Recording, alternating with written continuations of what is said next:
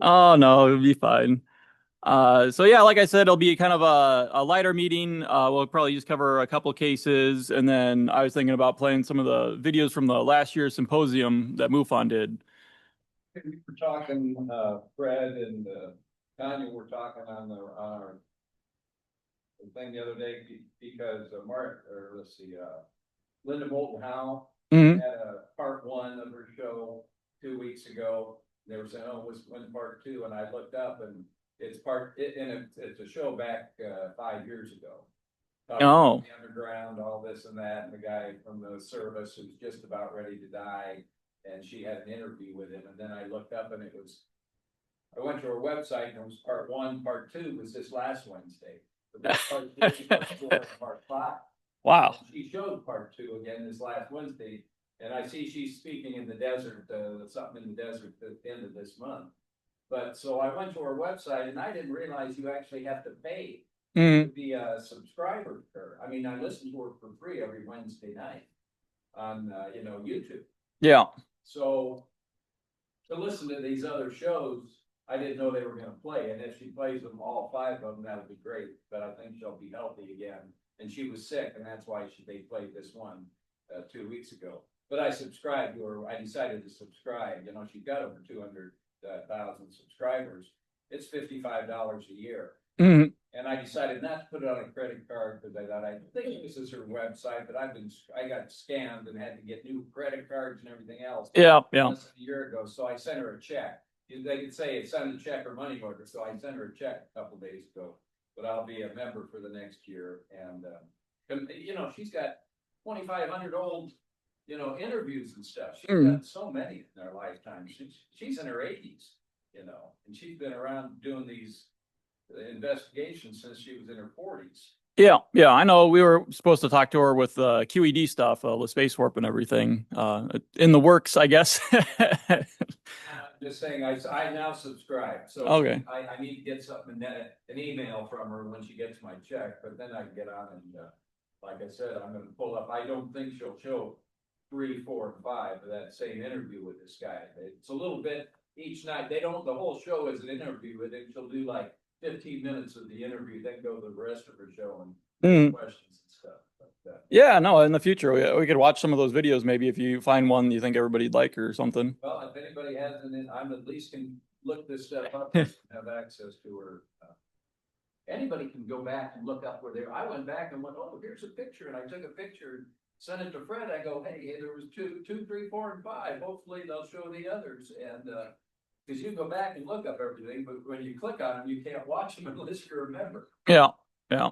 Oh, that's how they make their money. I'm just saying, she has a couple 100,000 paying $5 a month average, Yeah. so she's making $1 million a month off her, Well, she's doing good. I mean, she's done a lot of good work, so I mean, obviously people, yeah. the favorite one I had to listen to her show. Yeah. All right, well, we'll get the meeting going here. So, the Nebraska Iowa meeting, MUFON meeting for May 17th, 2025. So, welcome. The MUFON is dedicated to a scientific study of UFOs for the benefit of humanity. As the world's oldest and largest UFO phenomenon and investigative body, we aim to be the inquisitive mind seeking answers to the most ancient question: are we alone in the universe? Hey, Casher. Dr. Casher is joining us. Oh, Well, I pulled in first, so you can park above where all the motorcycles are at. Oh, it said for event only, so I figured I can go to an event. yeah, I'm good.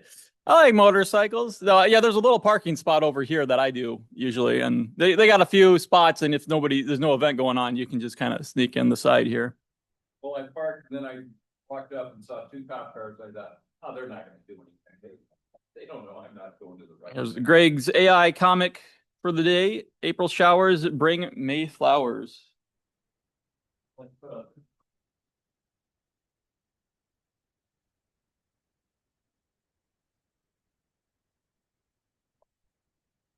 Apparently, there's a sad alien in the storm.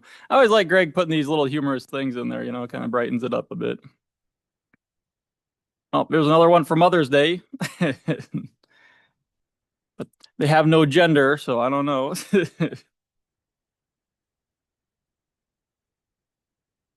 All right, Nebraska team. I'll just say, I'm the state director. Fred's the assistant state director. Tamara, chief investigator. John Barta, field investigator. Dave and Dr. Casher are both our consultants. Got Maxwell off of there. For Iowa, Greg Anderson is the state director. He's doing the workshop, as I said before. It's a photography workshop. Sounds pretty cool. Dave, chief investigator. Beverly, field investigator, and Keen as another field investigator. This is the yearly case count.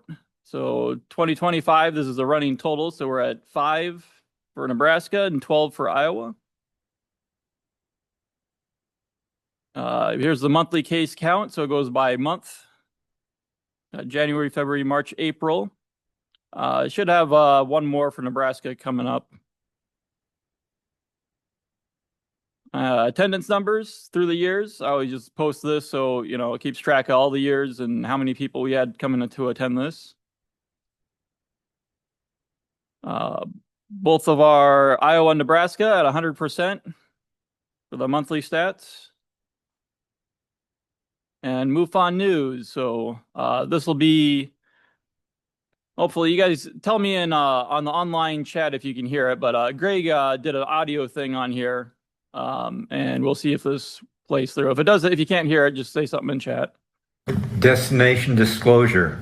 As we roll into May, I want to take a moment to celebrate the incredible contributions of our volunteers and members. Your dedication to the scientific investigation of the UFO phenomena continues to inspire and drive our mission forward. This month, we're focusing on expanding our outreach efforts and strengthening our community ties. Whether it's through local events, training programs, or collaborative projects, we aim to create opportunities for everyone to engage and contribute meaningfully. Universal disclosure is one of our biggest projects. We're about to release data that is absolutely astounding. This year's symposium is going to be staggering with the amount of evidence, research, analysis, and documentation we have to present. I encourage each of you to share your ideas and experiences as they are a foundation of our collective growth. We at MUFON have extended our hand to other like-minded groups to increase our efforts in our drive to disclosure. Together, we can continue to unravel the mysteries of the universe and foster a culture of curiosity and discovery.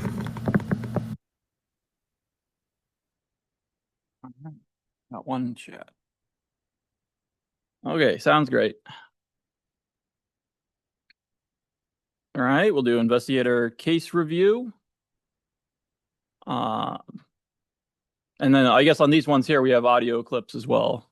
So this one's over in Iowa. Case 141932, Beverly Moore. Synopsis. On Tuesday, April 22nd, 2025 at 5:17 a.m., a Muscatine, Iowa witness observed what looked like a jet or satellite, but with a secondary light half size and brightness following way too close to be a second jet. The witness detail: the jet or the satellite, but with a secondary half size and brightness falling way too close to be a second jet, also included screenshot of only jet that showed on ISS app showed it over Africa. No Starlink visible at that time and at that height. The witness interview.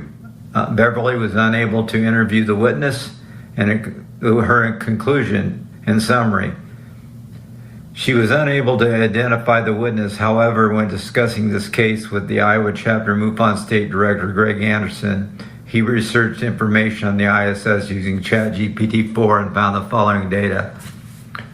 On April 22nd, 2025, at approximately 5:17 a.m., the International Space Station was visible over Iowa during a scheduled flyover. This coincided with the arrival of SpaceX's 32nd Commercial Resupply Services mission, which docked with the ISS at 7:40 a.m. This ERS-32 mission delivered over 6,700 pounds of supplies and scientific experiments, including the atomic clock ensemble in space, aimed at enhancing timekeeping precision in space. Using all the information gathered, she assigned the case a disposition of IFO, and it's ISS. All right, looks like a IFO. It's way out there in eastern Iowa. Any questions or comments on this one? Going once, going twice. Sold. Looks like we got a video.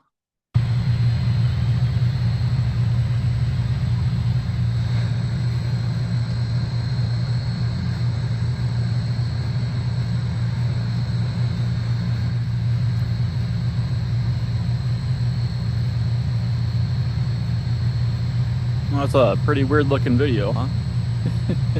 Yeah, there's that second object behind there. Is like I think it was like a resupply mission. That's what the smaller white orb is. Oh, okay. So the ISS is the bigger one, and then the resupply mission, that second one. That's correct. So that's why he believed it couldn't be a jet or something like that.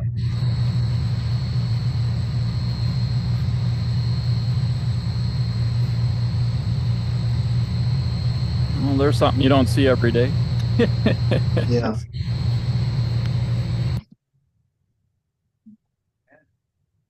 This is a quiet night, so Yeah. lit up. I'm guessing eventually they meet up, but they probably got to. They just Well, yeah, but they're going millions of miles an hour or whatever, and they got to meet up and not hit too impactfully. So it's probably very, very slowly closing the gap. That's a cool video, though. The next one. All right, another one over in.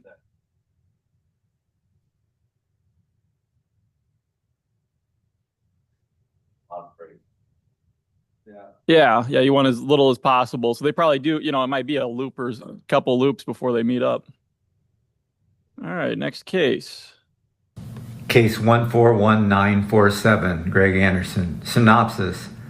On 4/22/2025 at 0200 in Shenandoah, the witness and one of his co-workers outside on break saw a swiftly moving yellow-orange triangle craft move from their southeast to northeast. It seemed to be moving on its side. My co-workers and I were outside for a smoke break while working overnights. There's low illumination, light pollution in our area, and we can only see most of the stars on our breaks. The sky was completely clear this night. Around 0200, I saw a large triangular UFO and pointed it out to my coworkers. One coworker was able to make it out while the other did not have good enough vision to see it. It was also moving extremely fast, southeast and northeast. The craft was weird. It was extremely large. I can't say how big for certain or exactly how far it was, but it was huge, 6 to 8 times the size of a very large Boeing jet for an inexperienced viewer, maybe even larger. Clearly, it was a triangle, but it gave off a yellow-orange hue that encompassed it. There were no lights, other lights on it, just a weird orange-yellow, almost translucent appearance. It was moving southeast to northeast, and all this took place over approximately 10 to 11 seconds. It basically scaled from outside of our town, from the southeast to completely out of sight, heading northeast within that time. Much faster than any airplane I've ever seen. Witness interview. The witness testimony closely matched the detail given. He's also able to give a better idea of size, and it would have been about 5 times the size of a large jet at 35,000 feet, smaller than the full moon. The yellow-orange color was more translucent as it was surrounding the object. Only one of the 2 other witnesses was able to see the object. The witness that could not see it was older. He pointed out that the object seemed to be moving on its side, and his drawing indicates this. He's also stressed that they only saw the object for about 10 seconds. The witness said there were no other lights on the object, only the yellow-orange glow. He also mentioned that he had seen Starlink in the past. My conclusion, I found that the witness was very credible and forthcoming. He would describe what he saw and that it was quite different from anything he observed. He was aware of Starlink and he had seen that. He was surprised that the object seemed to be moving on its side. The time and night would have precluded there being any satellites, and jet traffic would have been at a minimum. There were only 3 people there at the time, but he was the only one reporting. I'm calling this an unknown UAV. This is just south of Villisca, looks like. Looks like here's a diagram.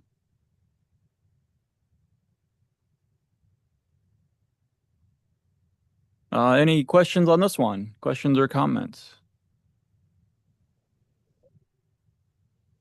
Once, going twice. Unknown other, or unknown UAP, I think he said. Going on to Dave.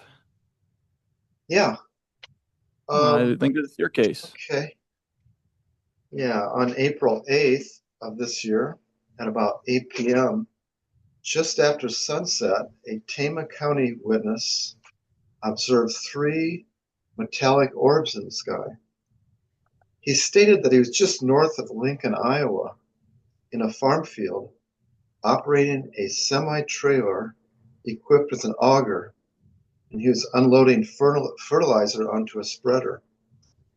Looking north and looking up, he observed 3 metallic balls in a configuration of an equilateral triangle. He watched them for a couple minutes, then looked down to pay attention to the machine he was operating. He looked back up and observed them for 6 to 8 more minutes. They were in the same position and not moving. He shut down his equipment and then looked back up again, but now they were gone. I estimated, let's see.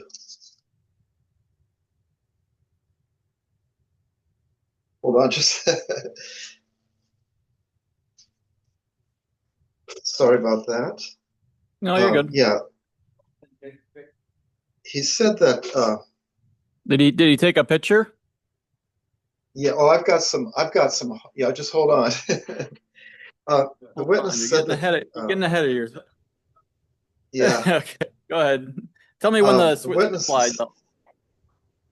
The witness's statement that the apparent size of the 3 metallic balls was about the size of an open hand at arm's length, and that the size of the individual metallic orbs were about the size of a tennis ball at arm's length.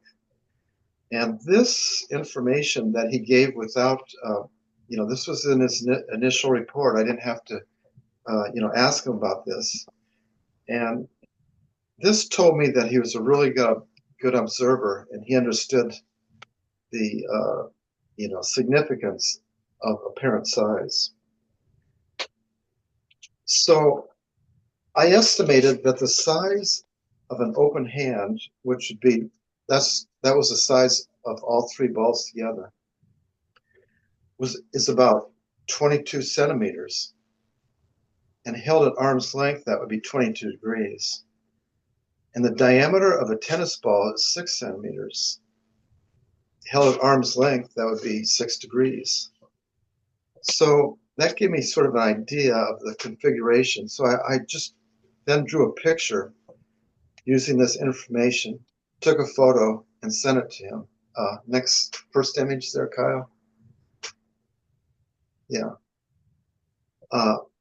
When he saw this drawing, he said, "That is dead on as to what I remembered seeing." So next, I asked him to go back out in the field and take some photos of the background scene and send the photos to me.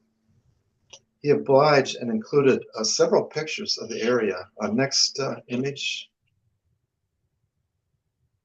So he was driving north, and this would have been just, a few minutes before he saw the object. And so from the metadata, I found that he was using a Nikon Coolpix camera for these photos that he sent. That particular camera has a field of vision of 60 degrees.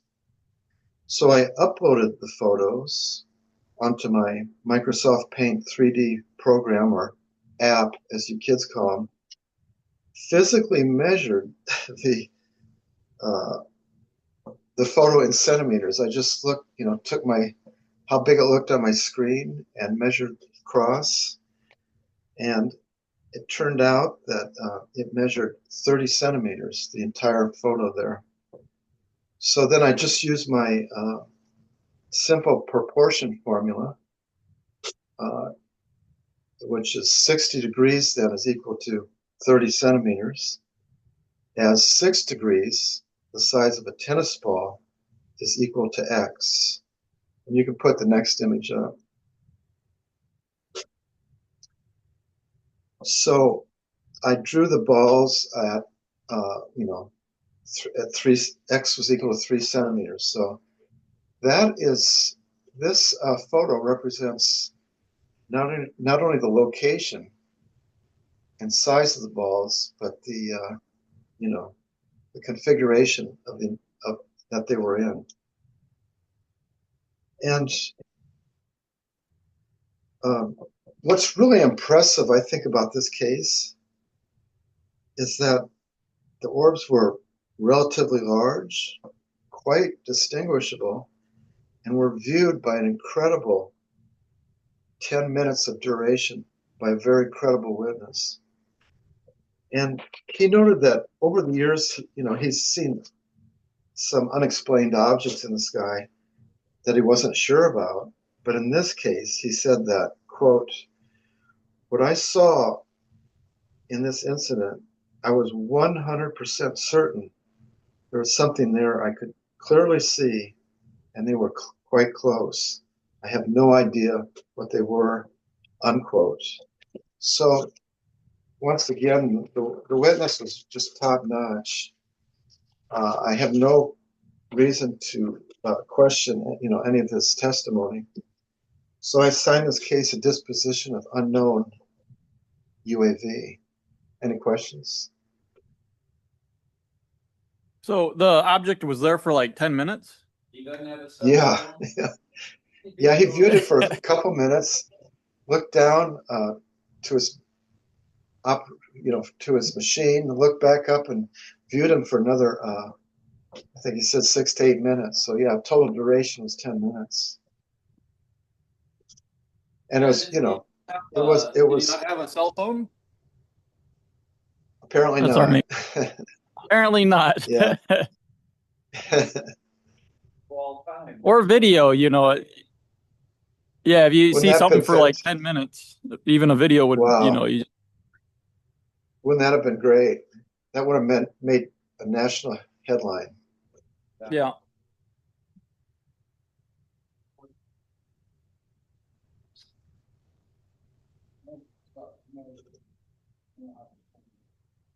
They only show when you don't have a cell phone, huh? Yeah, I guess. Yeah, he was pretty busy, with his work and all that. I stood there for a half an hour watching what I watched. My cell phone was less than 20 steps away. Never, I take pictures of birds and stuff all the time. I never even considered walking in and grabbing the phone or walking in and calling my wife to come take a look at it. It was just. They can read the situation. Yeah, I just stood there and watched. And then when the clouds moved over it, then all of a sudden everything changed and it was like, this isn't right, and but the whole time that I was watching it, so I can see him just being, just seeing it and just being amazed and watching it, not even thinking about taking pictures or anything else. Yeah. I remember Dave, I think it was Dave, Fred, and Rich. I think Casher was in charge back then. When they went down where did they go? They were going down, so they're going to or not Ashland, Jefferson County case, right?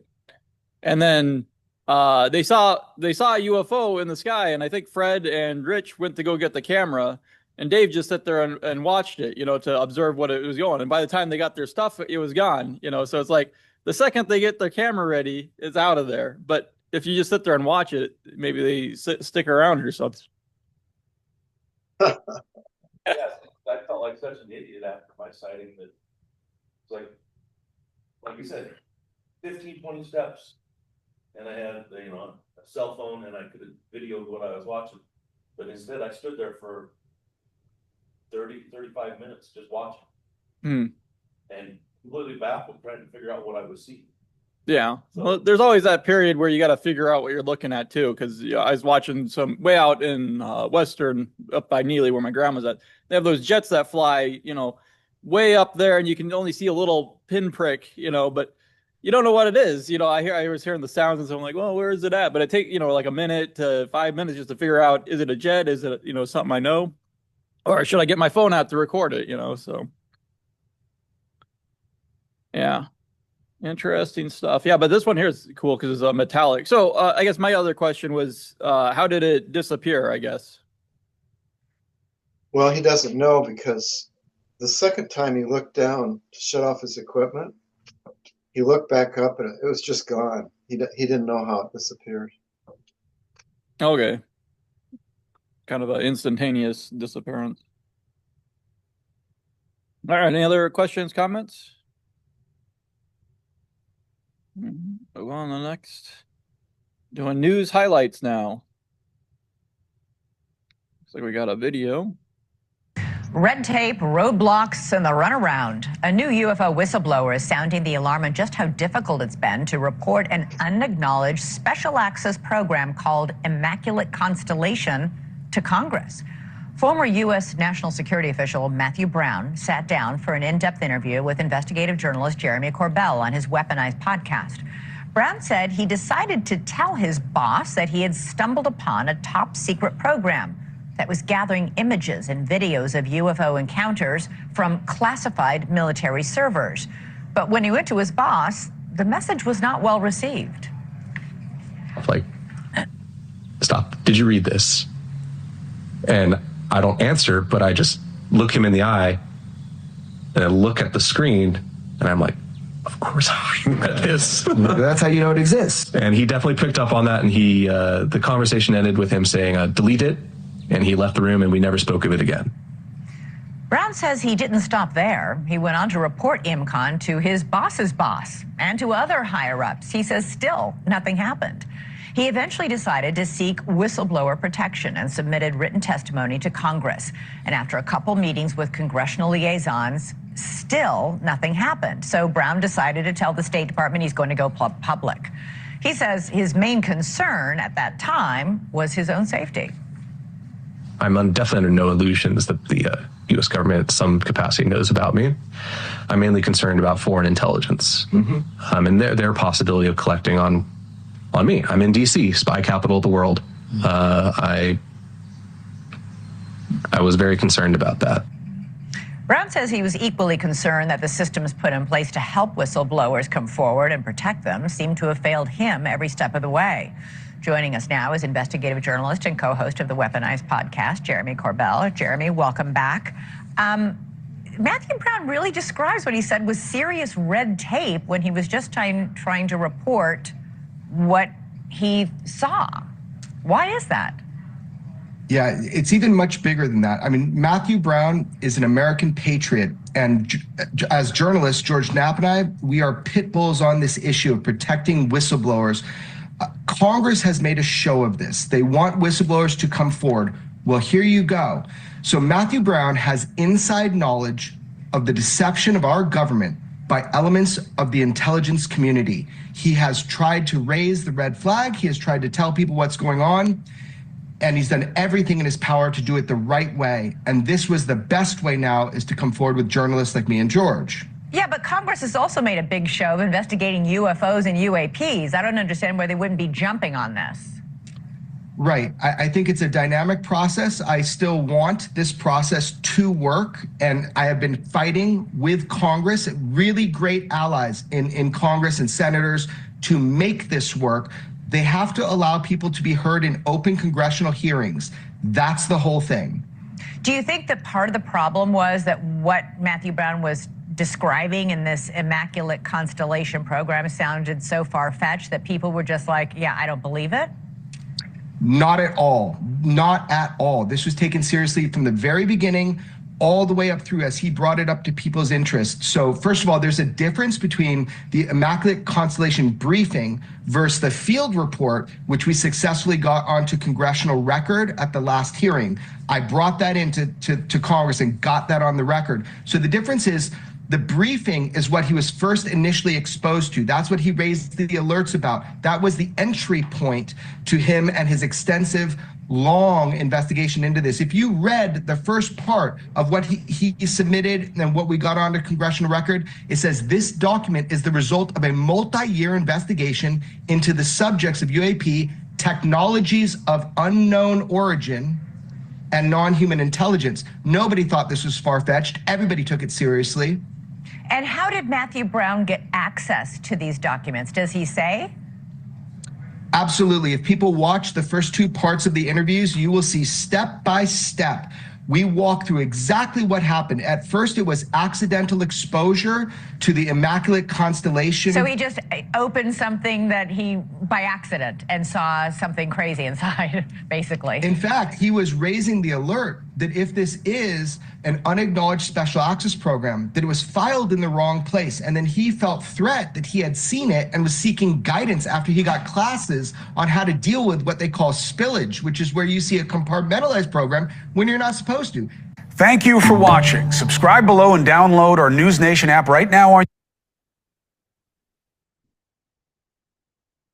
No, I was trying to make that a little bit louder, but any questions, comments on this one? I feel like they get their money's worth out of those clips that they show on there. The jellyfish. Watch the what? The Diddy trail. Oh, that one.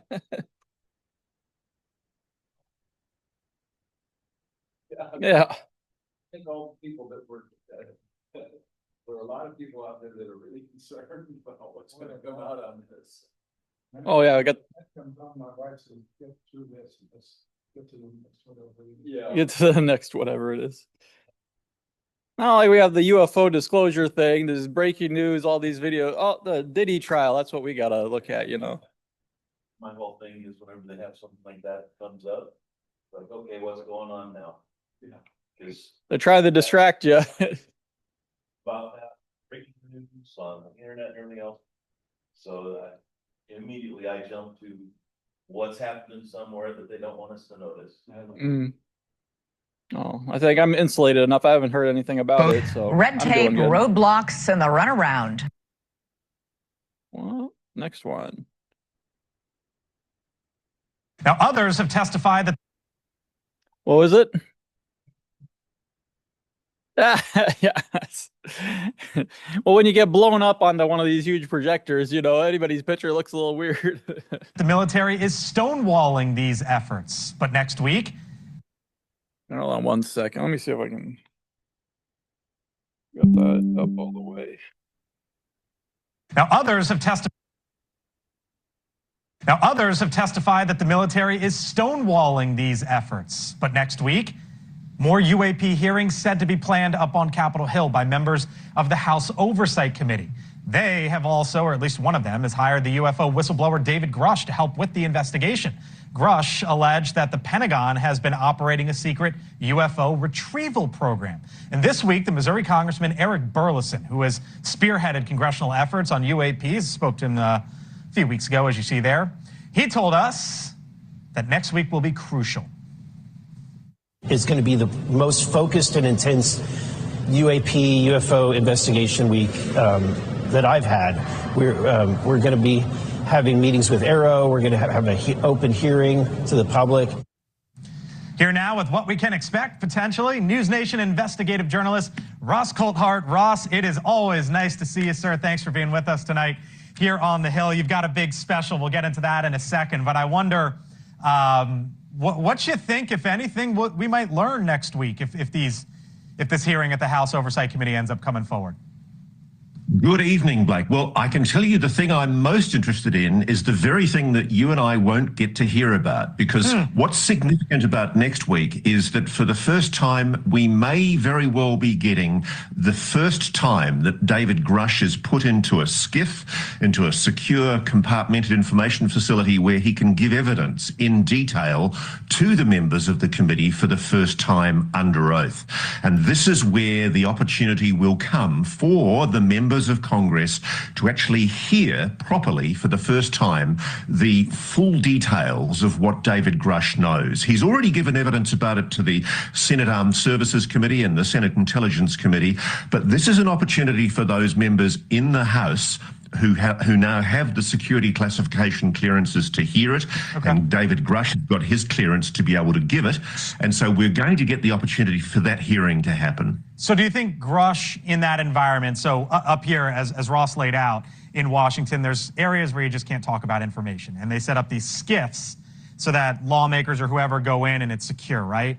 And so as Ross outlines, basically that's when Grush is going to be able to go in with the members of the committee and sort of talk about some things. Do you think that blows the doors wide open, or is it just incremental at that point? It's always going to be incremental. At the same time as there are a lot of members, Anna Paulina Luna, as the chairman of this Transparency Committee, are trying to push the doors open. You've also got a huge resistance back from the intelligence community and the Pentagon. So it's a kind of a funny game right now. Everybody knows the known knowns are known. The big issue is, will you and I get the opportunity to see them and hear them? And that's what's playing out next week. What's your best guess on that? Because we had our News Nation DDHQ poll, Ross, just from last week, and this was I thought, the most fascinating thing from it.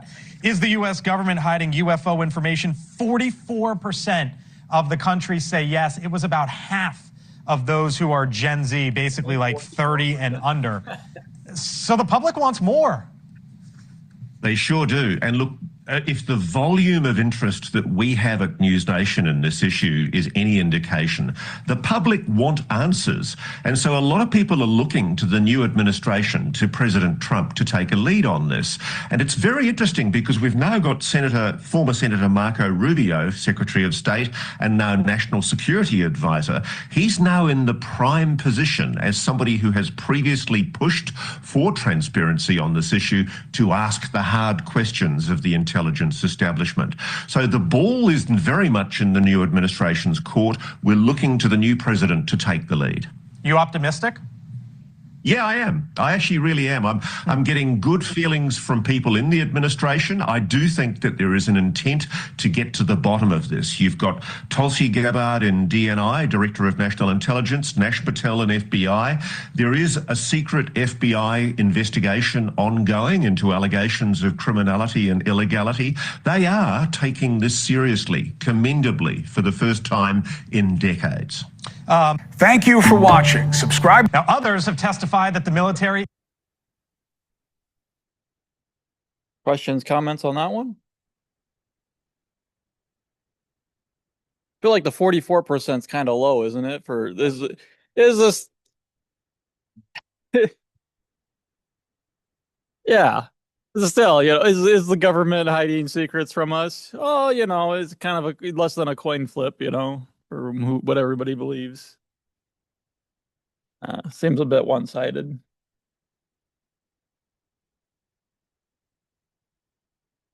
Next one. A while back, News Nation reported a claim from a Pentagon whistleblower that back during World War II, Pope Pius XII tipped off the U.S. government about the recovery of a partially intact UFO that Benito Mussolini's Italian government had discovered. So will the new Pope open the vault and share the secrets below the Vatican? I'm joined now by the host of UFO Witness on Discovery Plus, Ben Hansen. Ben, it is so crazy to think that there is a nexus between the Vatican and UFOs, but that's something that was actually discussed in testimony before Congress. Yeah, it sounds like it's straight out of a Dan Brown novel, Da Vinci Code stuff. Yeah. Is the Catholic Church involved in a cover-up, something they don't want their membership or the world to know? David Grush comes out and he talks about this 1933 case where supposedly the U.S. military was tipped off, like you said. They come in, take this UFO, this object, take possession of it at the end of World War II. And allegedly, the Catholic Church has not only records of that, but perhaps going back to centuries, documentation of UFOs or perhaps alien visitation. So here's what, if P then Q, I'm thinking, why would they keep everything a secret? Because if, their followers, their congregants, beyond Catholics, if people start to realize that it's not an Adam and Eve story and it's not just Earth and there's a lot more to it, there goes religion. I think you've kind of hit the nail on the head, that theory, because the idea is the same, concept perhaps that you talk about. Perhaps was Jesus married? Did he have children? The canonical, doctrine of many religions is very kind of set in stone. And so to go back and kind of rewrite history and to say, okay, well, perhaps not only we're not the only ones in the universe, but what if they don't look like us? Right? You have, scriptural reference to making God in man's image. So what if they don't really look like us? Would that mean that people lose their faith? Would that mean that they're going to kind of panic and give up on religion? And what about the authority of religion and membership? So all those questions is kind of what the theory is as to why perhaps they believe that either people are not ready for this or that they should indefinitely keep it covered up. Or you have to rewrite a few books to incorporate the universe instead of just Earth, But I am curious about the official position that the Catholic Church takes on extraterrestrial possibilities. Well, it kind of depends on who you talk to, right? So the keeper of the records or the secretary to the prefect of the archives has come out and said that they absolutely they don't know where Grush got this idea. They said they don't have any documentation of extraterrestrial life, and they're dissuading researchers from asking anymore. So there's kind of like a process, sort of like filing a Freedom of Information Act. You can petition the Vatican, see what they say. Will you let us into your archives? And they're saying, stop looking for it. We don't have any of that here. Now, I personally do know of people who have had access to archives. And I do know, according to them, that the Catholic Church has kept records of things such as demonic possession for centuries, very detailed records. But as to the UFO subject, that's more of a mystery. Like you had mentioned in the beginning, 50 miles of shelving, they probably don't even know what they have in there. And I highly doubt it's digitized. That's my assumption. Yeah, I highly doubt it. Yeah, looking at the books, they're almost falling apart. I only have like 30 seconds left, but is there any hope that the new pontiff might be a little more transparent, might open up the archives and let people take a look-see? Well, I would just say that if you look at what happened under Pope Francis, they did revise the guidelines as to what is considered a miracle, how to investigate or accept something as supernatural. And so the new Pope probably will follow those same guidelines. It makes you kind of wonder, why now? Right? Is there something about now that they think might be coming down the road as to why they have to stay ahead of it and kind of have a standard whereby they decide if something's authentic or not? So we'll see. Thank you for watching. Subscribe below and download our new. Questions or comments on that? Bill says this will change everything if the Vatican releases records. The fear of awakening. Bible verse, in my Father's house are many mansions, comes from John 14:2.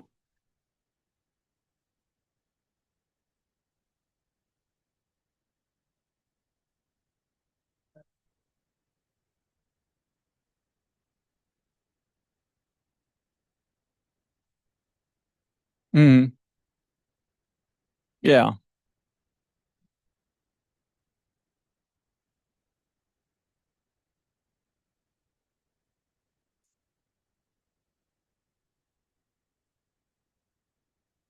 Yeah.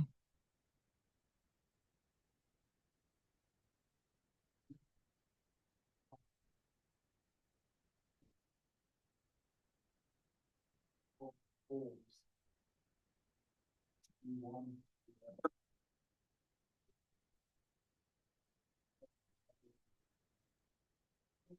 for me, like Galileo was most guilty of, according to the church, was threatening to write his own book on science. So we already got it. It's called the Bible. Bible tells you how to go to heaven, not how heaven's go. Mm-hmm. But in the view of the church really didn't have a stance on what was the center of the universe. That was actually Ptolemy, who had this idea of what should be the center of the picture. And that was actually an early scientist. We didn't call him scientist, but he was a philosopher and an astronomer. So the idea of what was in the heavens and what was going this way wasn't going to do with the church. So, and you have people like nature and all these other people who had influenced on science, including all the people in the world who were highly religious, but we never really think about it. It was Newton. Of course, Newton was a bit of a crackpot too. He was always studying alchemy and all this other stuff too, way more than he was doing on thinking like math. For him, math was easier enough. We could crank that out in a couple of months and then we got to alchemy. So I don't know if we're getting the right story. We talk about, church wanted Earth to be the center of the universe. What the church said was, we're down here low. We are low beings, low on earth. Up high is heaven. It was a low and high relationship, not center. And the only way you get to the center of the universe is through looking at it the way Ptolemy looked at it on a chart, all mapped out with things drawn here and that's the center of the universe. Church didn't look at it that way. They looked at it like we do. We're in the room. I look up to heaven. Now here we're low, and that's high. Low and high is different center and all this other stuff. So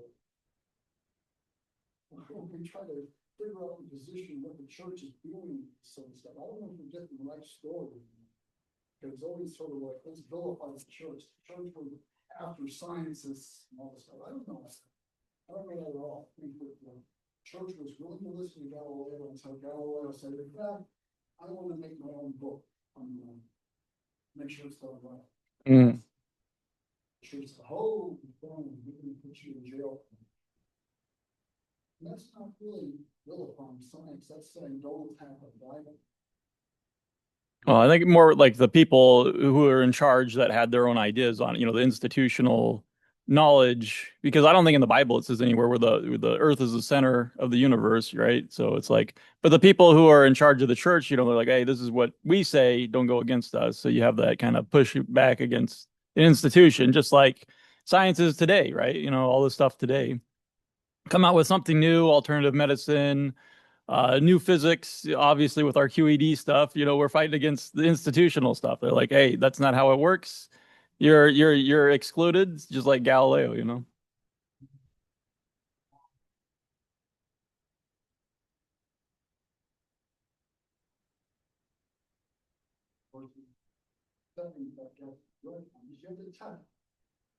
get a little trouble when you're going to listen to how history went and decide it in a certain way without really looking at it. Mm.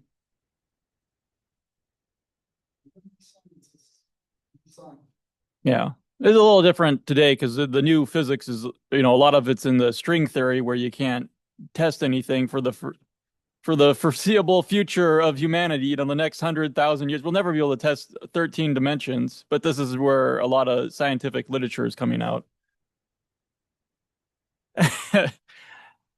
They say it's backed in mathematics, but it's hard to see real world, implementations of what they're working on. It's, I don't know, upsetting sometimes. Anybody know anything about the new Pope? I guess I don't know anything other than I hear the American Pope. That's all I hear. Is he a good guy or?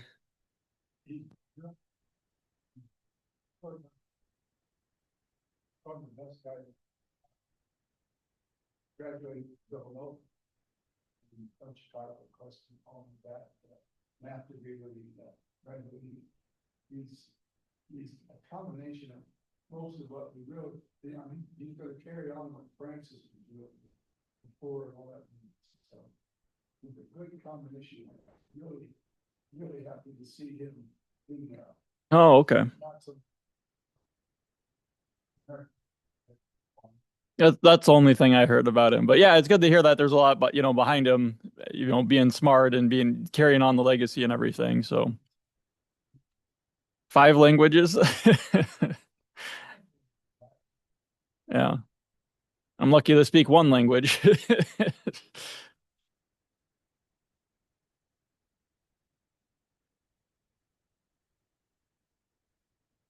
If he's gonna do anything with UFOs, you mean? Yeah.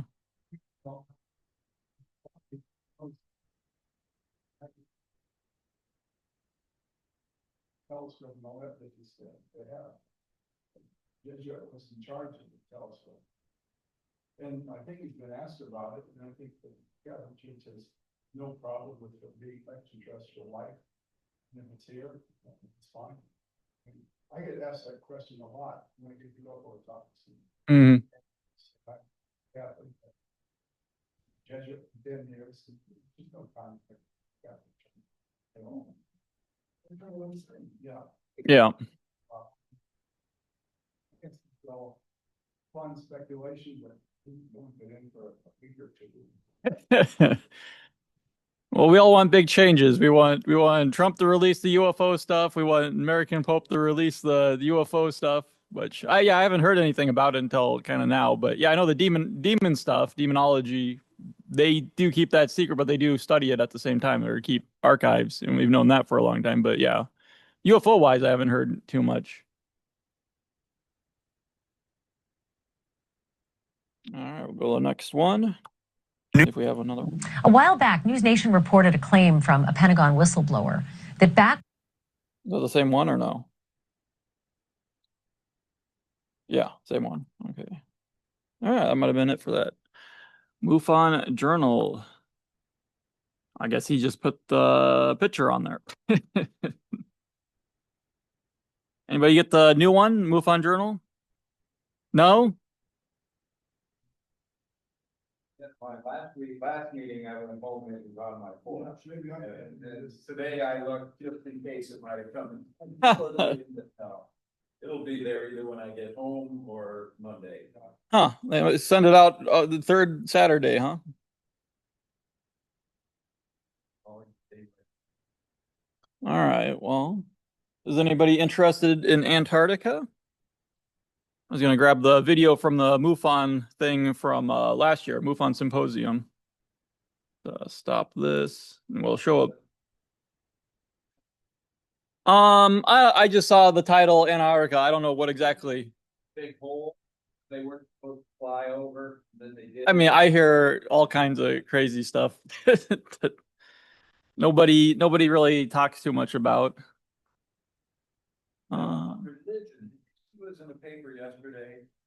A person had written an article, and it was, "Do pets stay with us in spirit?" I saw that.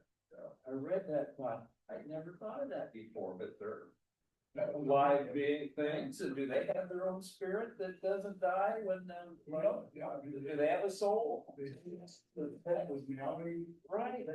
Yeah, they I know it. I kept that article and sent it to a friend of mine. I said, I've never even thought of this before, but now that I am, I'm going, that could happen. Yeah. Oh, we got Dennis saying he worked down there in 81, 82, summer help. That'd be a pretty interesting job.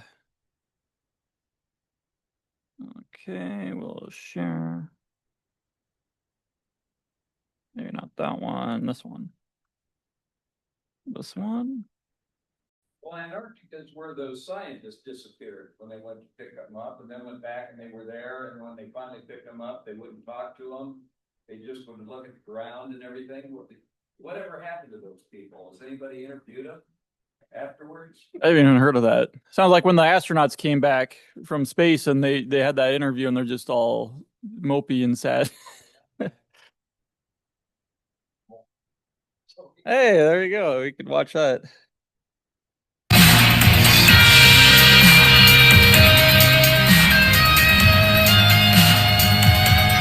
Can't go forward. Maybe it'll start quick.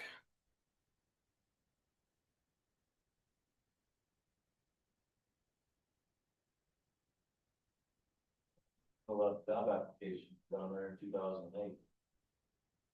For the fire sprinklers, they were looking for somebody to come down and to work on them, All right, let me. things like that as things were changed. But when I turned to the there, they also be able to draw the alarm program and everything else. And it's like that is a completely separate job field classification. I do the piping, you know, the physical piping and everything. Somebody else does all the electronic wiring and the computer programming and all that shit. They wanted somebody that could do both. It's like, well, be happy to go to classes and learn, but that was, I mean, they were off. I think 135,000 a year for 6 months work. You work for 6 months, then you're off for 6 months. And it was like, okay, you're talking about a almost 50% raise for my yearly. Or 3 ships, even with the Yeah, I think my wife can go with that. Yeah.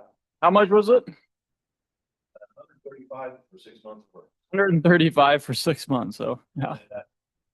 Being 2,000 hours, it's gonna make about 79. You know, working around here. Yeah, yeah. And then you got to go down there.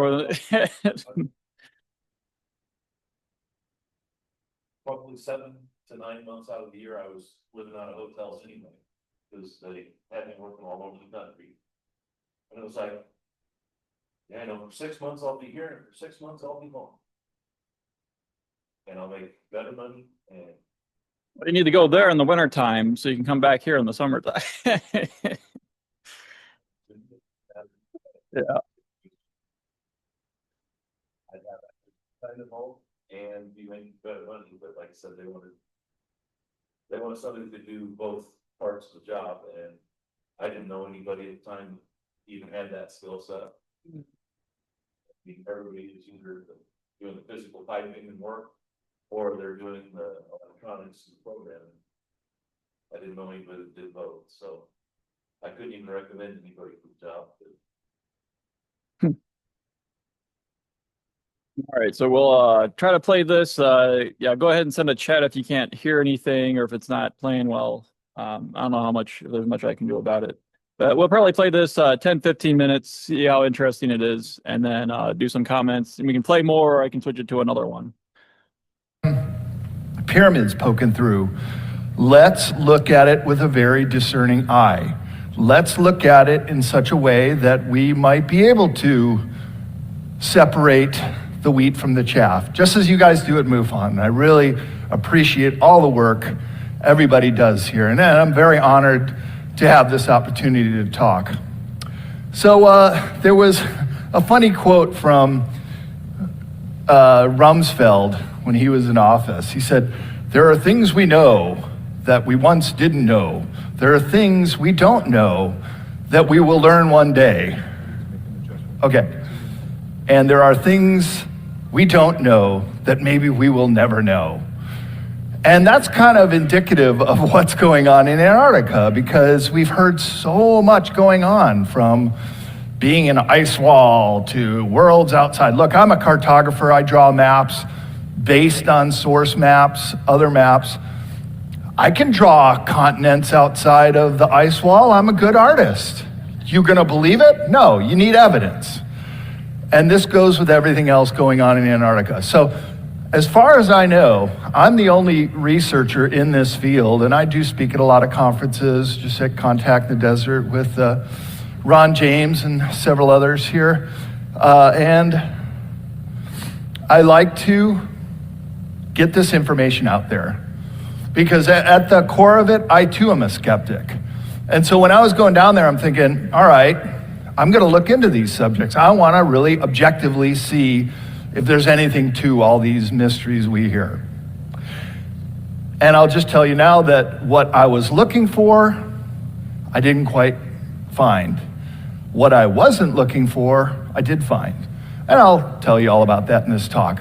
Okay, so This is my first stop in Antarctica. This is called the Arktowski base. It's a Polish base. And I was on a Polish vessel called Chief One, leaving from Ushuaia, Argentina. I was with my partner girlfriend at the time, and one other American and 11 Poles. So we had gotten permission to land our first anchorage on King George Island, which is pictured here. There's the Arktowski base in the background.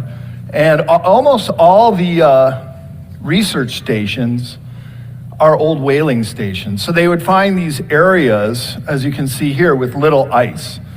The term is an Antarctic oasis. But there are no trees in Antarctica. There are no bushes. There's nothing really green at all. It is very much an otherworldly environment. As I show you some more pictures of my trip, you'll see that. So we landed here and we brought them fresh fruit and vegetables, and they were very, very grateful. They let us take a shower, and let me tell you, after throwing up for 3 days, crossing the Drake Passage, boy, did that feel good. And it was the one and only time we got on the internet to tell everybody, yeah, we made it, we're safe. And they were great people. We had drinks and played music with them 2 nights. We always slept on the boat, though, and I'll show you in time the Chief One. But let's get into a little bit of Antarctica, the white continent. So Antarctica is the oldest landmass that once connected to Pangaea, the Gondwana land, and that is the section you see on the right, which is East Antarctica, 3 billion years old, and it had broke off from Australia, India, South Asia, and Africa. And I'll show you how some of the species in the fossil record match, so we can know that. And the newer part, Western Antarctica, the Palmer Peninsula, that's basically where I was, just in the northern tip of that finger that extends down. And that's only 700 million years old. In geologic terms, that's quite new. And that part had broken off and drifted down from the mid-Atlantic ridge, whereas East Antarctica came from just about an opposite direction. So the other map, and I'm a map guy, as I said, I draw maps, I love maps, I'm poring over maps all the time. It came out from NASA, and I know we always say, never a straight answer, but there are some good things that come out of NASA too. I mean, they do mix it in pretty well. And this was a map that just came out about 7 years ago, and it shows the cold and the warm regions. Of course, warm being in red, blue and cold. So I thought this was really fascinating because it shows that portions of Antarctica are actually increasing in ice and actually getting colder. Well, this is the largest block of ice on planet Earth. If Antarctica were to melt and slide off the continent, it would be like a glass that's full and you try to put other ice cubes in it, it would overflow. And then we would have catastrophic coastal flooding. That really hasn't happened yet. Why? Because Mother Nature in her infinite wisdom is able to match the warming and the cooling, and I would present that that is happening in Antarctica. Probably Greenland, and the 3rd largest ice shelf in the planet is Patagonia, which I also visited after Antarctica. Some of our glaciers are most definitely melting. Go up to Glacier National Park in Montana, and I think by 2050 they'll all be gone. But these are really small compared to this. This is the big ice cube. So the first little anomaly. So if you want to win a bar bet, name the 5 oceans of the planet. We'll split the proceeds later. Because National Geographic and other mapping industries have now said that the Southern Ocean is now officially the 5th ocean in the world, and Antarctica, the 5th largest continent. You can now see where we sailed from the southern tip of South America over the Drake Passage, notoriously the most stormy seas of the world. And I was over my stomach throwing up. I think I lost 25 pounds on that trip. It's a great crash course diet. If you guys need to lose some weight real quick, just even on a cruise ship, you lose about 50% of the people get seasick on there. It is very stormy seas.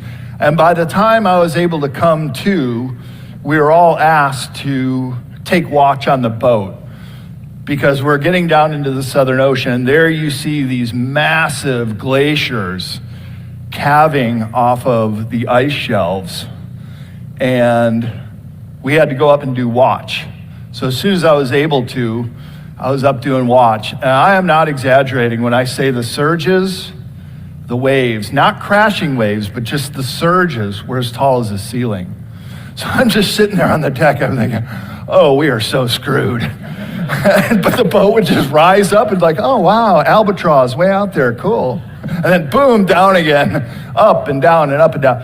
So there were 14 of us on the boat. 10 of us got violently ill with seasickness.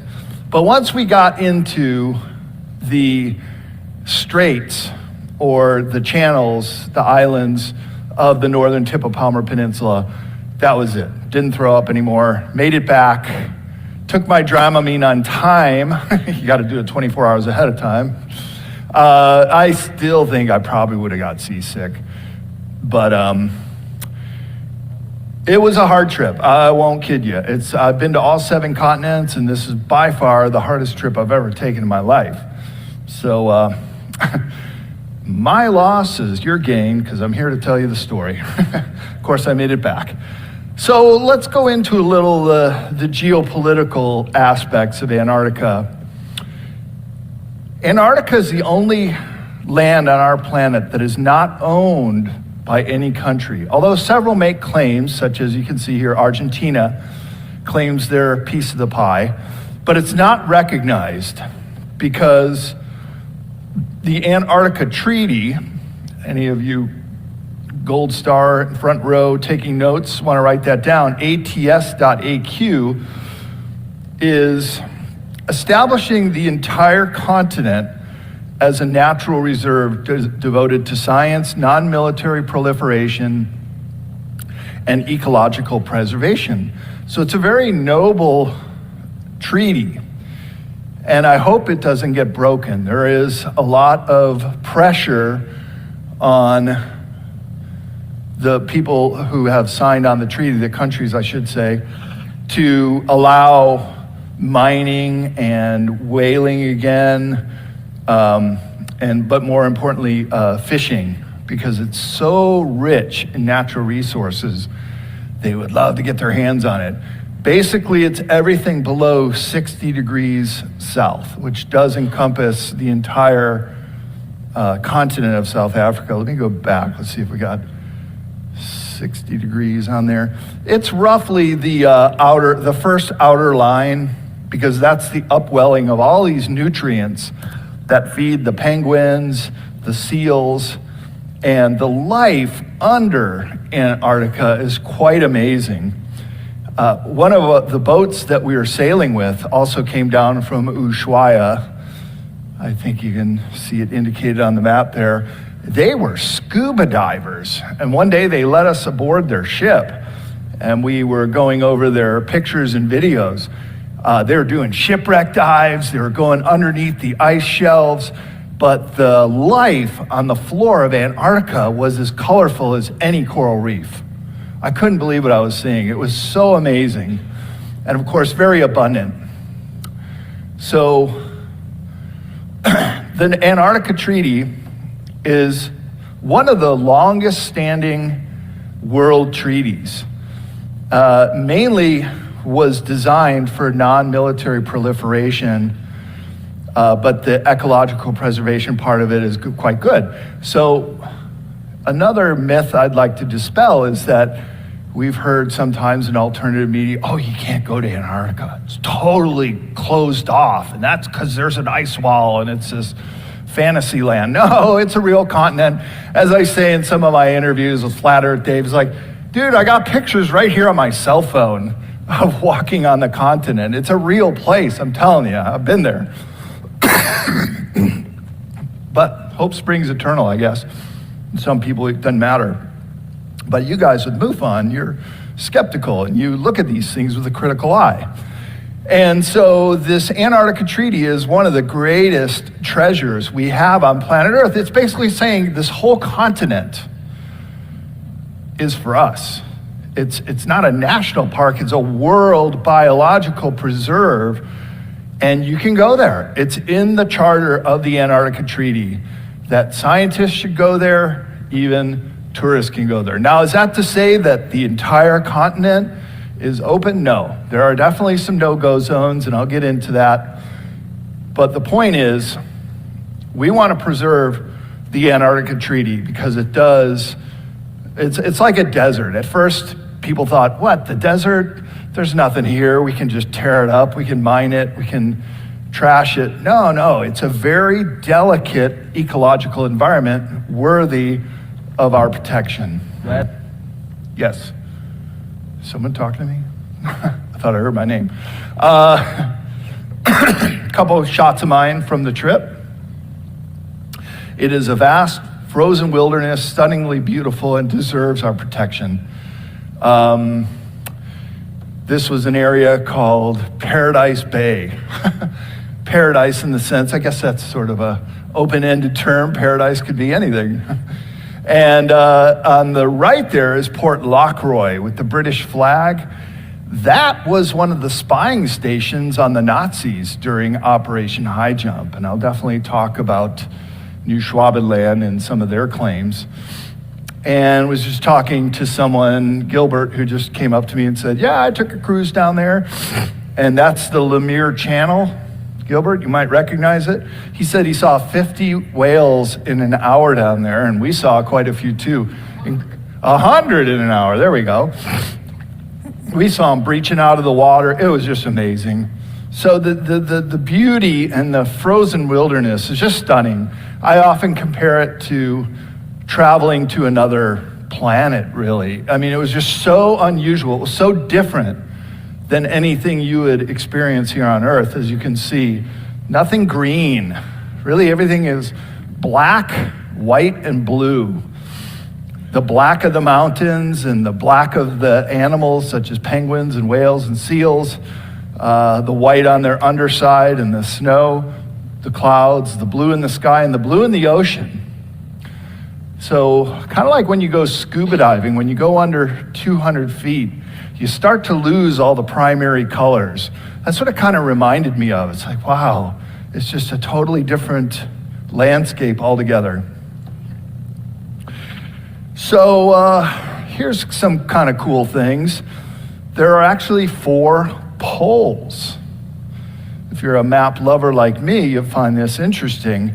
That's the geographic, the magnetic, the geomagnetic, and the pole of maximum inaccessibility.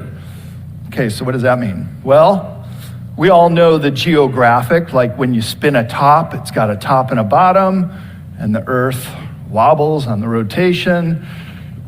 That's where the South Pole Station is. It's called the Amundsen-Scott South Pole Research Station.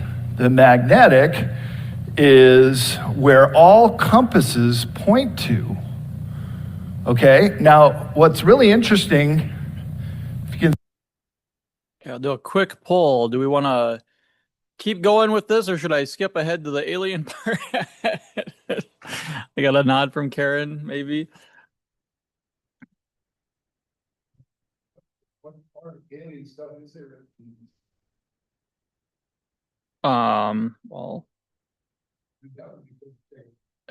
yeah, it seems like so far more of a just a overview of everything about Antarctica, which I'm totally fine with. I love hearing about it, but yeah, we're here for the alien stuff.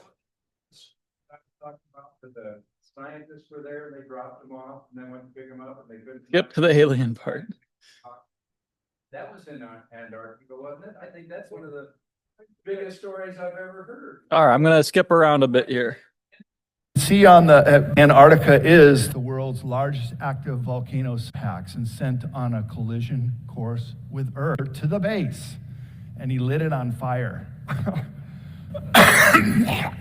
He said, now you got to take me home because I'll die out here, so will everybody else.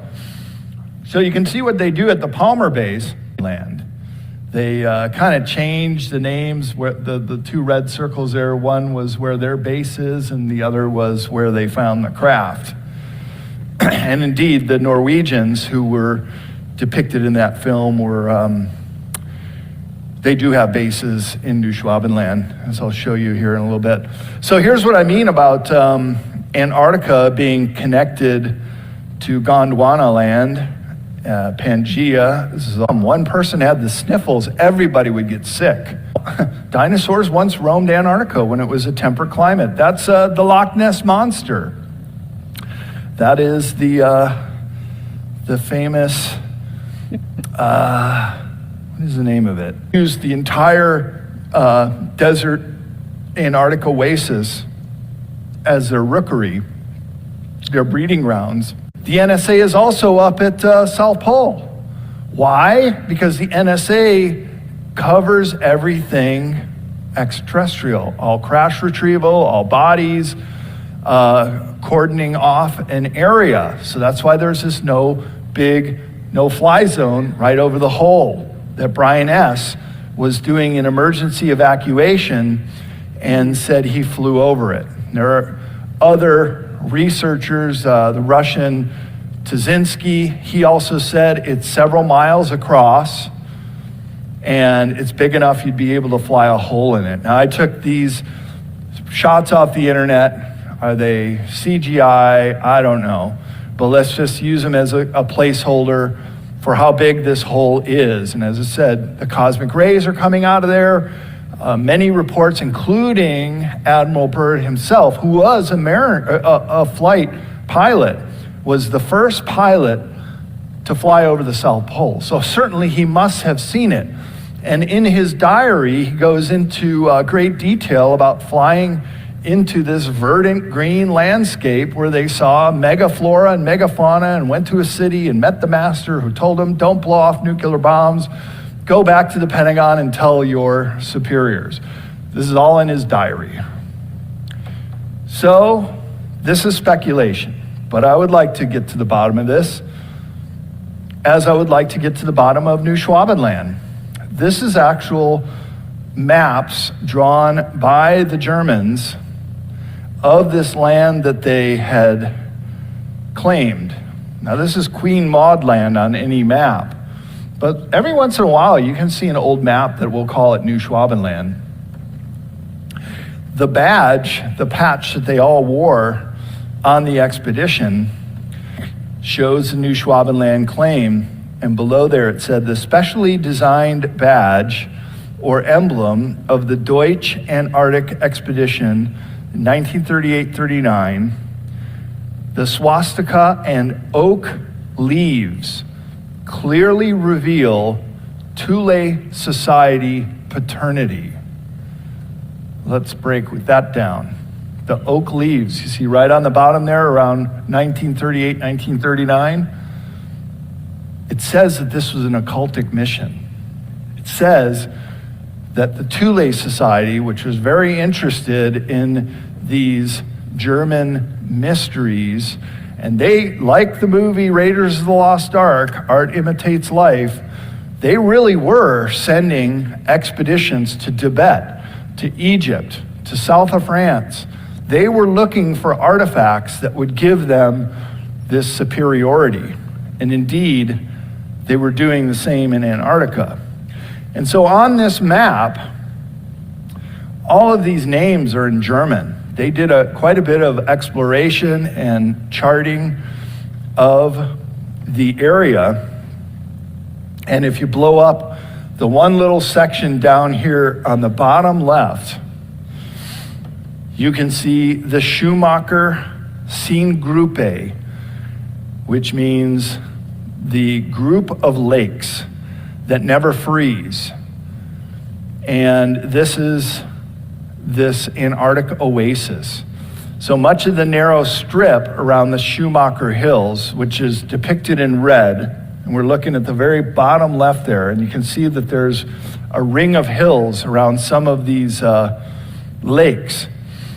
It's 17 kilometers long and 3 kilometers wide. It's an ice-free year-round, making it an Antarctic oasis, dotted with as many as 180 lakes and ponds. The terrain is hilly, and were originally discovered by a pilot named Richard Heinrich Schumacher, who flew an expedition seaplane in a secret Nazi Antarctic expedition, dispatched to claim the territory for Antarctica. So if I'm going to go down there again, we're going here, because that is the area where the crew went out to go look for the base 211. And I would say that there's probably evidence that they were there.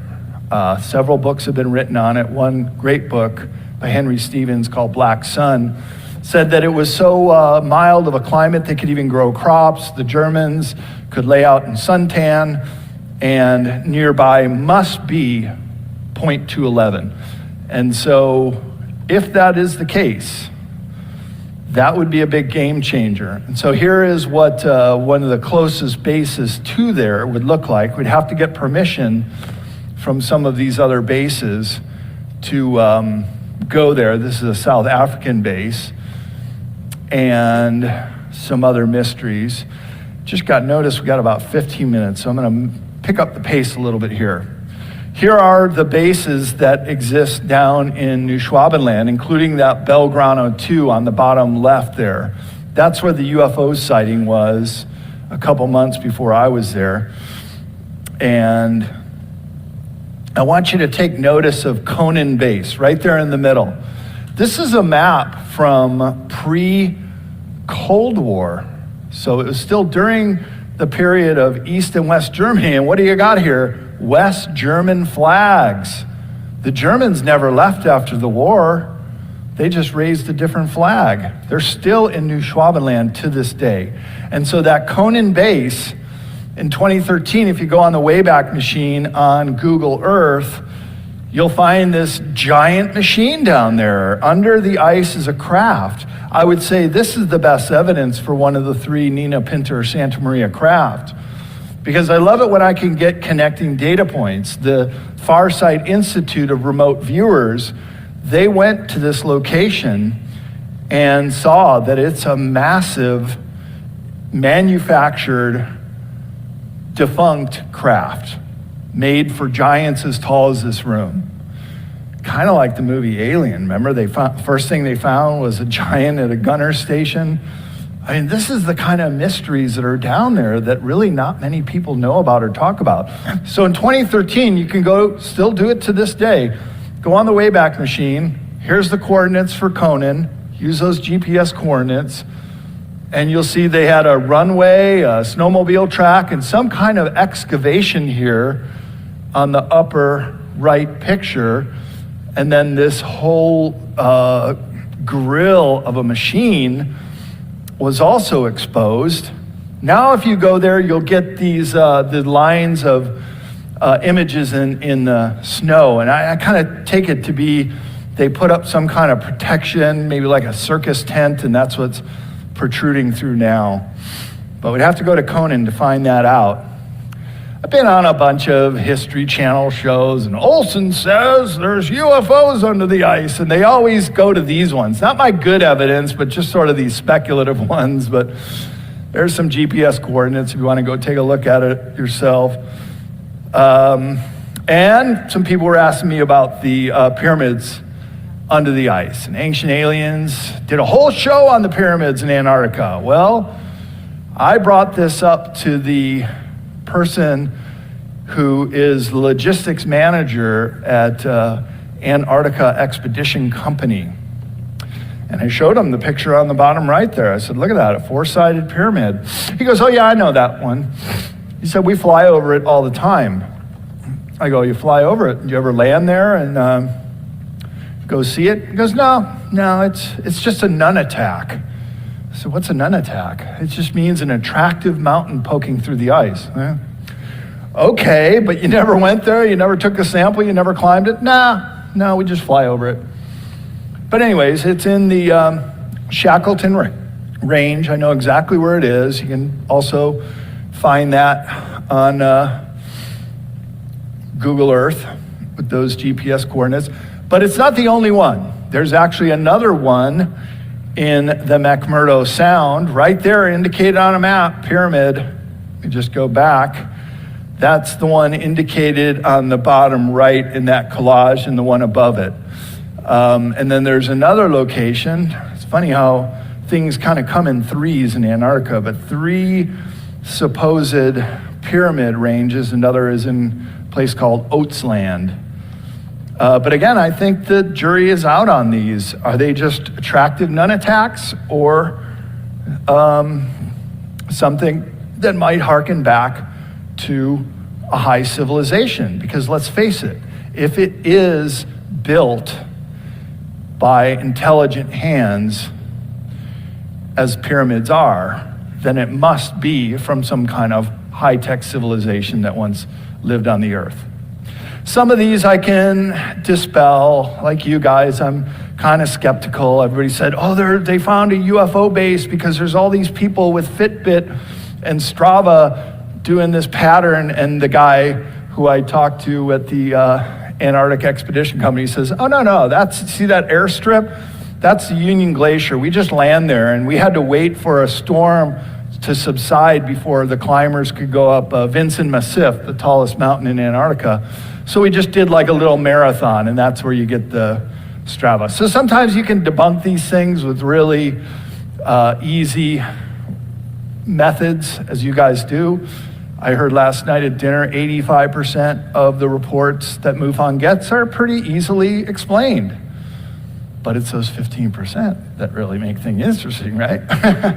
And it's no doubt that a lot of elite were going down there in 2016 and 2017, including John Kerry on election day in 2016. You'd think he'd be up in America campaigning for his candidates, but no, he's down there in Antarctica. And he went on the U.S. Air Force plane for several days. Nobody knows where he went. Came in and out of McMurdo. Buzz Aldrin was down there. Famous cryptic tweet. We've seen the face of evil. We're all in danger. And then they took it down, but fortunately people got a screen capture in time. Patriarch Kirill, who is like the Pope of the Eastern Orthodox religion, went down there. A little spindly old guy. What are you doing down there? King Carlos of Spain, he goes down there all around the same time. But the most fascinating, I think, was Prince Harry, the second son of Charles and Diana, although Charles probably wasn't the father. He looks kind of like the horse trainer that Diana had an affair with. But he's got his privileges, and he's able to go down there with a bunch of his army buddies. Where did they go? The South Pole Research Station for a week-long cross-country trip.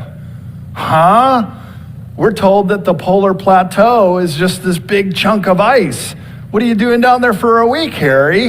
Unless they're going to see the hole in the ice. And this is what we say could be the Illuminati Disneyland. This is a word that gets kicked around a bit. Harry might have gone there to see this hole in the ice. I don't know if this is, these pictures are CGI. I showed this to the Antarctic logistic guy, and he said there is no double prop helicopter in Antarctica. He said maybe it's Baffin Island or Greenland, but he said there's no helicopter like that. So some of these, we just got to say, we know that there is disinformation put out there on purpose. That is to throw off truth seekers. So I'm just showing it to you guys, letting you make the decisions. Here's some other locations you can go to, and I put all the GPS coordinates. I like it when people fact check and look at them themselves. And there is this big, they call it the Turtle Dome. It's massive. You could fly a plane into it. There's actually two of them. The other's not too clear, but the big blow-up map, they're within a couple miles of each other. Pretty good indication that there are entrances to underground bases there. Some more of these pictures, Admiral Byrd, I don't know. But it is definitely clear that Google Earth does masking. And if you go to try to find that hole under the South Pole, you'll probably find something like this. And they do a really sloppy job with it. They don't even use the masking tool to kind of imitate the hills and contours. They just, white rectangle, that's it. That's all you're gonna see. But then they let you see some other locations that are just really mind-blowing, including these two on the bottom right here, which are like these Mayan pyramids. Keep in mind, Mother Nature does not create perfect right angles, especially with staircases right up the middle. You can see the snowmobile tracks around it, so someone's checking this place out. This would be another good one to go to. But just keep in mind, the distances are very vast in Antarctica, so to go anywhere is very expensive. You got to bring all your supplies, you got to do pre-planned fuel dumps. I mean, it's going to be a logistic challenge to do all this.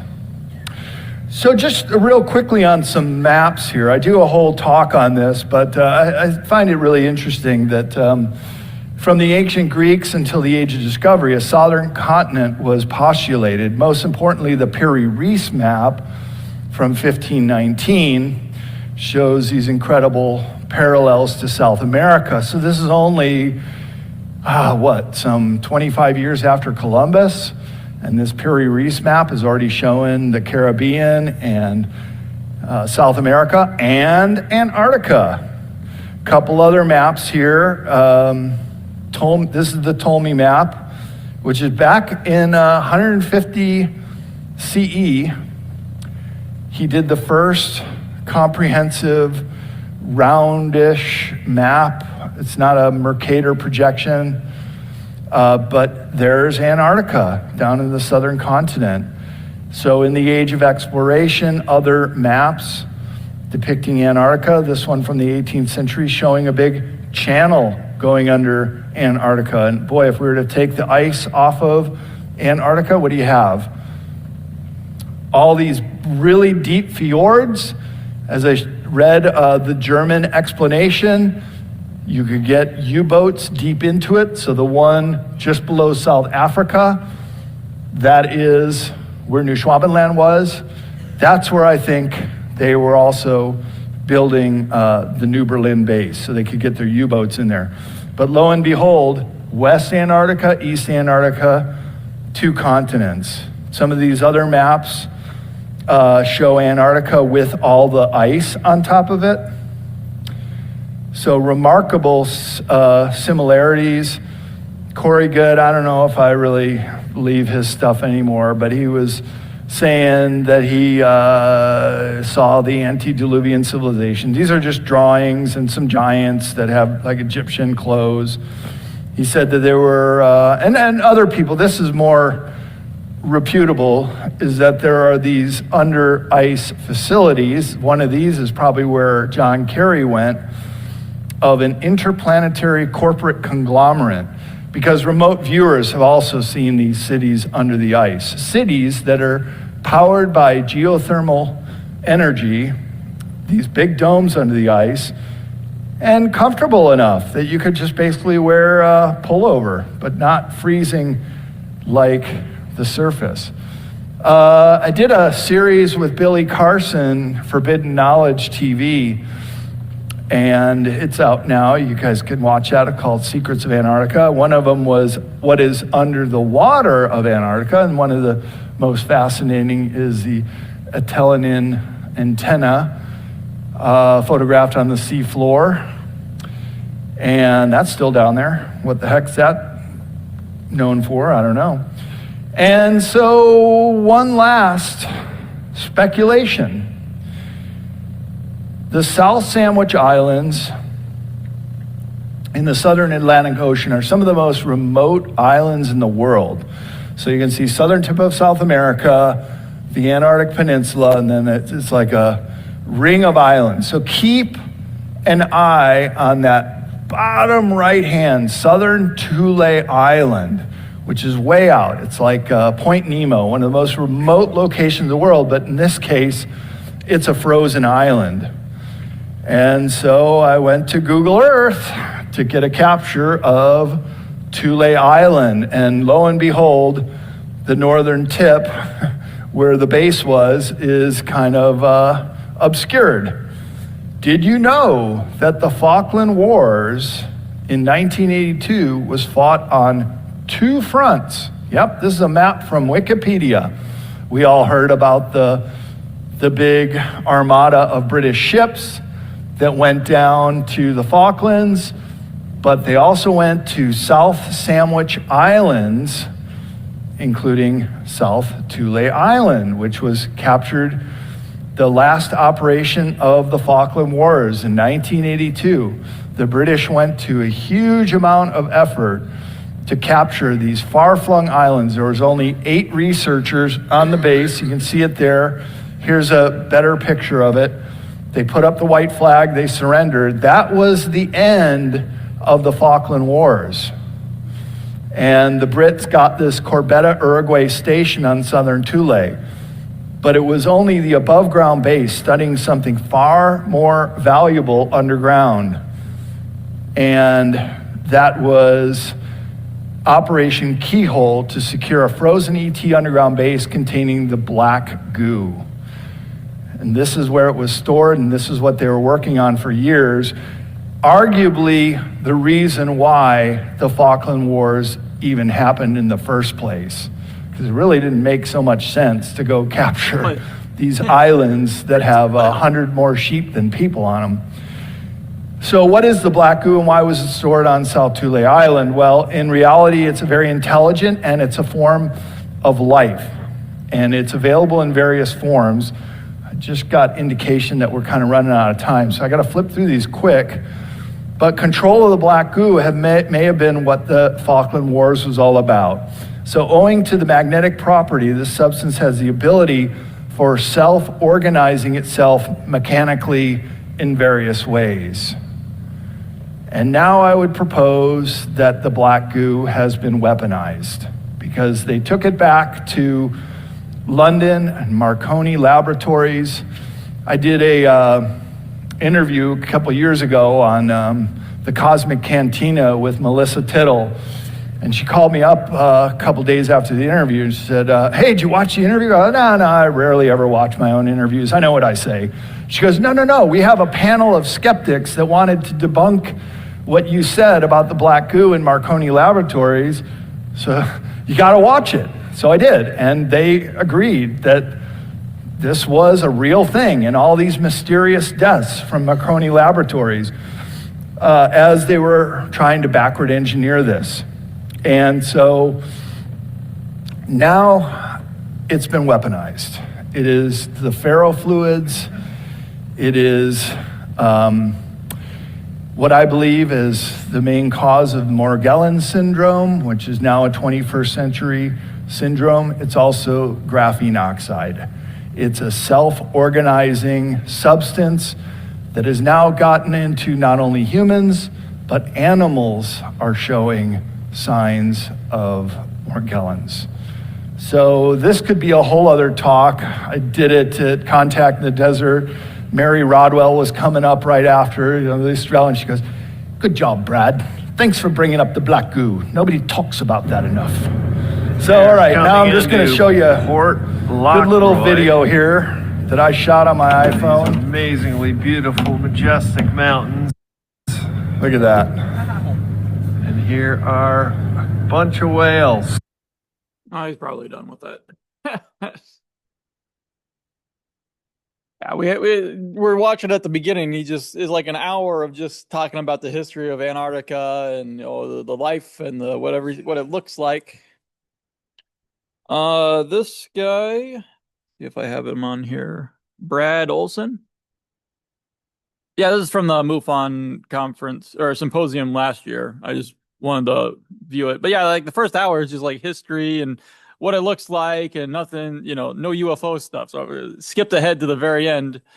And then he's like, "Oh, I'm almost out of time. I got to go through all this stuff real fast." It's like, well, hey, why don't you spend more time on that stuff, And then, oh, we're out of time. Like that black goo stuff. I hear more about that. The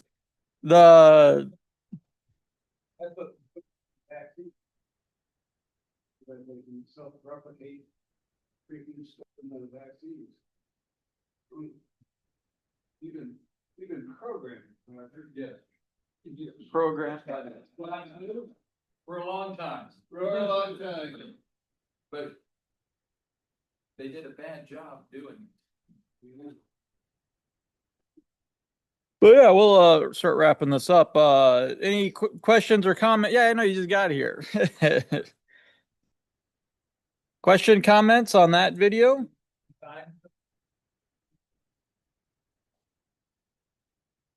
Went out to the World of Disclosure conference down in Grafton, Illinois, with Tyler Koala and Aaron Kuhn.